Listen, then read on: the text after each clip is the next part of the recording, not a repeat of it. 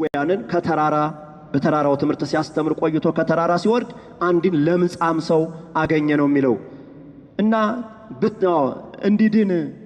እድን ዘንድ ብትፈልግ ትችላለህ፣ እኔን ማዳን ትችላለህ፣ ብትፈቅድ ፈቃዲ ቢሆን ትችላለህ እኔን ማዳን አለው። ፈቃዴ ነው ንጻ አለው። ነጻ ከለምጾ የእግዚአብሔር ልጆች በእጁ ዳሶ አነጻው። እግዚአብሔር እንግዲህ በቃሉ ያነጻቸው በቃሉ ያዳናቸው አሉ፣ በእጁ ዳሶ ያዳናቸው አሉ፣ ልብሱን ዳሰው ያዳኑ አሉ። በብዙ አይነት በአምስት ጎዳና በአምስት መንገድ ያድኗል እግዚአብሔር። ቃልን ብቻ ተናግሮ እግዚአብሔር ያድናል። ይህ ሰው ከለምጹ ነጻ። በል እንግዳውስ ራስህን ለካህን አሳይ፣ ሂድና ካህናት አሉልህ መባህን አስገባ፣ ነጽተሃል አሁን አለው። በኋላ ይፈረድባቸው ዘንድ ለምን አላመናችሁበትም? ታምራት ሲያደርግ መባውን እየተቀበላችሁ ትበሉ አልነበረም ወይ ተብሎ በመጨረሻው ዘመን ይፈረድባቸው ዘንድ መባህን ወስደህ ለካህናቱ አስገባ፣ ድነሃል፣ ሂድ ራስህን ለካህን አስመርምር አለው። የእግዚአብሔር ልጆች ስንቶቻችንና አሁን በዚህ ጾም ራሳችን ከንስሐ አባቶቻችን ጋር ተነጋግረን የዋሸነውን የቀጠፍነውን የበደልነውን ያኮረፍነውን ተናዘን ሱባኤያችን የጀመር ሂድ ራስህን ለካህን አሳይ ነው ያለው። እሱ ራሱ እኮ የካህናት አለቃ ነው፣ ሊቀ ካህናት ነው ኢየሱስ ክርስቶስና ካህናትን ስልጣናቸውን እንዳልተጋፋ ከዛም በኋላ እንግዲህ ሐዋርያትን በዚህ ዓለም ላይ ሹሞ እስከ ዓለም ፍጻሜ ድረስ ያሃድጋ ለሀገር ዘንበለ አሐዱ ኄር ያሃድጋ እግዚአብሔር ዘንበለ ካህናት ያሃድጋ ለምድር ይላሉ ሊቃውንቱ። ያሃድጋ ለምድር እንበለ ካህናት ወዲያቆናት፣ ምድርን ያለ ካህናት ያለ ዲያቆናት አልተዋትም፣ ያለ ሐዋርያ አልተዋትም፣ ያለ አስተማሪ የእግዚአብሔር ልጆች። ግን መጨረሻ አልተማርንም አላወቅንም እንዳንል ደግሞ እንዳይፈረድብን ይሄው እየሰማችሁ ነው። ይሄ ቃል ምስክር ነው። እኛ የምናስተምረው ለጉራ አይደለም፣ የእግዚአብሔር ልጆች ጎበዝ እንድንባል አይደለም፣ እንዳይፈረድብን ነው። ወንጌልን ባልሰብክ ወዮልኝ ብሏል ሐዋርያው ቅዱስ ጳውሎስ። ወንጌልን ባትቀበሉ ደግሞ ባታምኑ ለእናንተ ወዮላችሁ። በእውነት መምህር ዘላለም ወንጌልን እንደማይበል ማለት ነው በልቦናችን ያውን ክደት ጥርግርግ አድርጎ የሚወስድ ወንጌል ሰብኮ እሱ ወደ እግዚአብሔር ወደ አምላኩ የድል አክሊል የጽድቅ አክሊል ሊቀዳጅ ሄደ። ያ ወንጌል ግን ሁል ጊዜ በእኛ ላይ ሲፈርድ ይኖራል። የእግዚአብሔር ልጆች እሱ ያስተማረውን ትምህርት እሱ የሰበከውን ስብከት ስራ ላይ ባናውለው ማለት ነው እንዲሁ እስካሁን በኋላ እንኳን እስኪናውለው የእግዚአብሔር ልጆች እስኪ ተጸጽተን በቃ ዋጋው ይሄ ይሁን እስኪ። ይሄ ነው ለአንድ መምህርና በጣም ያሳዝናል። ወንድ እኔ ለዘላለም የማይረሳ ወንድም ነው፣ ሁል ጊዜ የማይፈራ አንድ ቀን ስለ ገንዘብ እኔ ሲጠይቅ ሰምቼ አላውቅም። መምህር ዘላለም ሲያስተምር ጣል አድርጎ አይልም። ሁል ጊዜ ወንጌልን ብቻ ነበር የሚሰብከው። ሁል ጊዜ ደግሞ ተግሳጽ ነው፣ አድርባይ አይደለም፣ ይውደዱኝ አይልም። እንዴት አይነት ህይወት ነው በእውነት! የሱን ህይወት እድሜውን ትቶ እንዳው እድሜ ጨምሮኛም እንዲው ንስሐ ገብተን ከሱ ተምረን ካህናቱ ሰባካያኑ የሱን ህይወት እንድንመስል እናንተ ደግሞ በሱ ትምህርት የተማራችሁት እስኪ ካሁን በኋላ እንኳን ሰምተን እንመን። የእግዚአብሔር ልጆች በጣም ይወቅሳል ቃሉ እኮ እንደ መብረቅ እኮ ነው ልብን የሚመታ የእግዚአብሔር ልጆች እንደ ነጎድጓድ። እና እግዚአብሔር ምን አይነት ወንጌልን በሱ አድሮ ከፍ እንዳደረጋት የወንጌልን ክብር እንዴት ከፍ እንዳደረገው ቤተክርስቲያንን ከፍ ያደረገ እንደዚህ አይነት አልሰማንም። የእግዚአብሔር ልጆች እነ ቅዱስ ጳውሎስ እንኳን ይሄንን ያህል ክብር አላገኙም በዘመኑ። በሮም ተሰቅለው ነው። አሁን በእያንዳንዱ ሰው ልቡና ያለሱ ዜና የለም። ከዚህ መማር ይገባናል። እና በብቃት የሄደ ሰው ነው የእግዚአብሔር ልጆች። ስለዚህ አምላካችን እግዚአብሔር በሱ ላይ ያሳደረውን ጸጋ በእኛም በመምህራን ላይ ያሳድር። እሱ የሰበከው ትምህርት ደግሞ እናንተን ንስሐ ልትገቡበት አሁን እንኳን ተጸጽታችሁ ልትመለሱ ይገባል። የእግዚአብሔር ልጆች ካሁን በኋላ እሱን በዚህ መካስ ይቻላል። እሱ በሰበከው እና ተዘግቦ ለዘላለም ቢኖር እኔ ደስ ይለኝ ነበረ። ያ ቃል የሚረሳ ቃል አይደለም የሚናገረውና በእውነት በተለይ ለቦሌ መድኃኔዓለም በመጣ ቁጥር በየወሩ የምናስበው ትናንትናም ሊመጣል ብለን ደውለን ነበረ። ለካ እሱ አይመጣም። የእግዚአብሔር ልጆች ወደማይመጣበት ሀገር ነበረ የተሸኘው። ኃጢአት ርኩሰት ወደ ሌለበት ወደ ቅድስናና አምላካችን እግዚአብሔር ሁላችንን ፍጻሜያችን ያሳምርልን። እና አምላካችን እግዚአብሔር በዚህ ብቻ አልተመለሰም። ያን ለምጻሙን ካነጻ በኋላ ወዲያው ደግሞ አንድ የመቶ አለቃ አገኘው ነው የሚለው። ባለስልጣን መሆን ከእግዚአብሔር መንግስት አይልም። የእግዚአብሔር ልጅ እነ ዳዊት እነ ሰሎሞን እኮ ነገስታት ነበሩ። ከእግዚአብሔር መች ተለዩ? እንዴት ስልጣን ከእግዚአብሔር ሊለየን ይችላል? ምድራዊ ስልጣን የሚያልፍ እና ይሄ መቶ አለቃ የነበረው ብዙ ሰራዊት የነበረው በስሩ እሱም ደግሞ ከሱ በላይ የሚያዙት የነበረ እባክህ ለልጆቻችን ለሀገራችን ለቤተሰብ ውጭም ላሉት ሀገር ውስጥም ላሉት ማልደን ማዳን እንደምንችል የእግዚአብሔር ልጅ እንኳን እኛ ካህናቱ እናንተም ይመናኑ ማለት ነው። ለማንም ማልዳችሁ እገሬና አድንልኝ ብትሉ እግዚአብሔር እንደሚሰማችሁ ነው። ይህ ሰው ልጁ አልሄደም ነበረ፣ በአካል አልተገኘም። ደዌ የጸንቶበት ድውያን ካሉበት ነበረ። በሽታው እንዳይተላለፍ የታመሙትን አንድ ቤት ነበር የሚያደርጉት።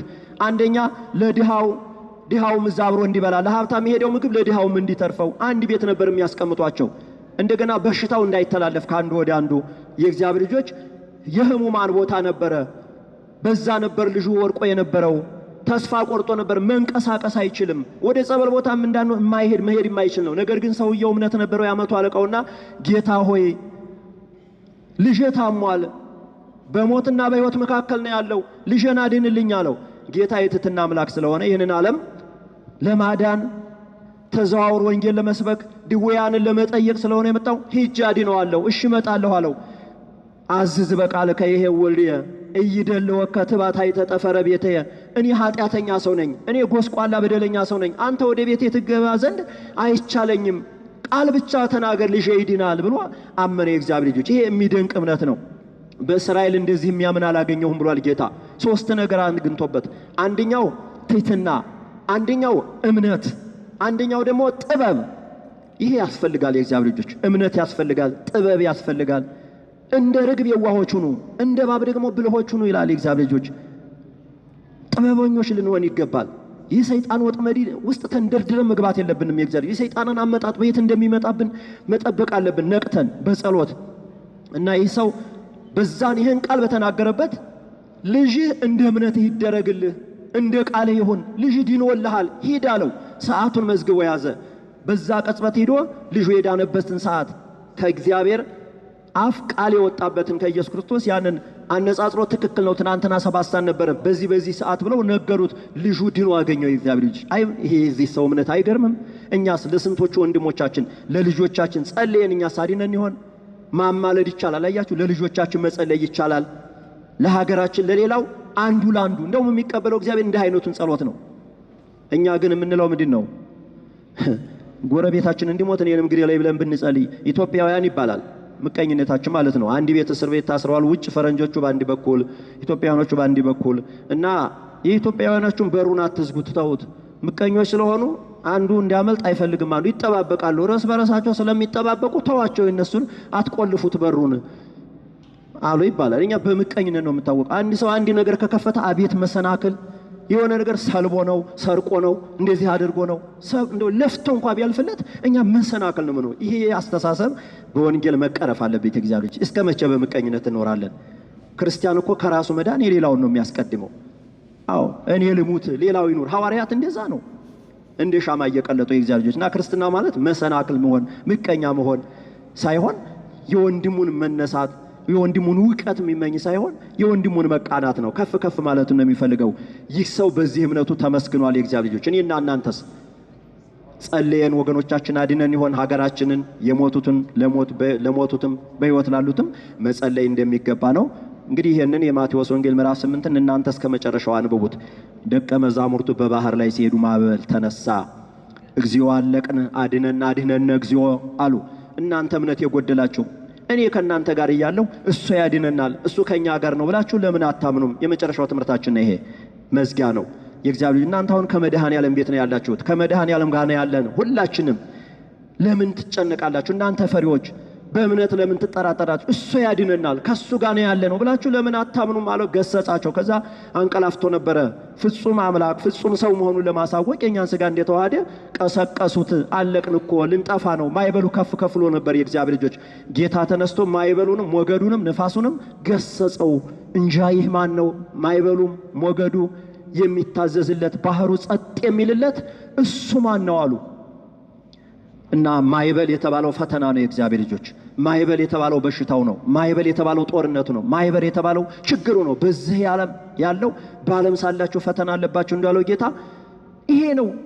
መርከቧ ደግሞ ቅድስት ቤተክርስቲያን ነች፣ ወይም ኢትዮጵያ ሀገራችን ነች። አሁን በኢትዮጵያ በሀገራችን መርከቧ እየተናወጸች ነው። ቤተክርስቲያን እየተናወጸች ነው። የእግዚአብሔር ልጆች ካህናቱን እያጣች ልጆቿን እያጣች በአንድ ጊዜ ከመከራ ወደ መከራ፣ ዛሬም ልቅሶ ነገም መርዶ ማይበሉ እያናወጻት ነው። የካህዲያን ማይበል፣ የኛ የጥርጥር ማይበል፣ የኛ የክፋታችን ማይበል፣ ከውስጥም ያለው ማይበል፣ ከውጭም ያለው ማይበል ቤተክርስቲያኗን እየገፋት ነው። ወደ እግዚአብሔር ሐዋርያት ደቀ መዛሙርቱ ወደ እግዚአብሔር ጮሁ፣ አድነን እግዚኦ አሉ። እኛም ልንጮህ ይገባል። በዚህ ጾም የእግዚአብሔር ልጆች አድነን ልንለው ይገባል።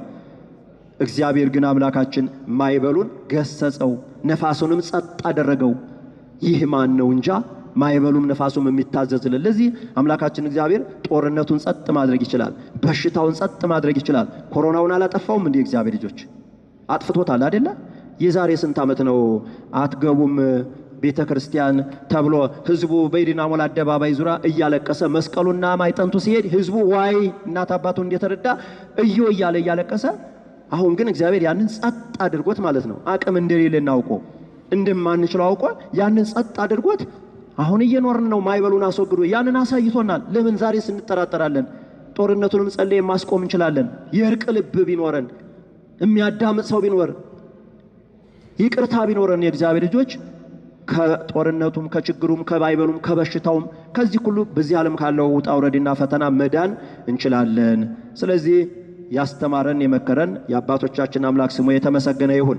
በተማርነው ትምህርት 30 60 100 ፍሬ አፍርተን የቀማነውን መንሰን የበደልነውን ክሰን ንስሐ ገብተን ቅዱስ ሥጋውን ክቡር ደሙን ተቀብለን ወደ መንግሥተ ሰማያት ለመሸጋገር ያብቃን። ወስብሐት ለእግዚአብሔር።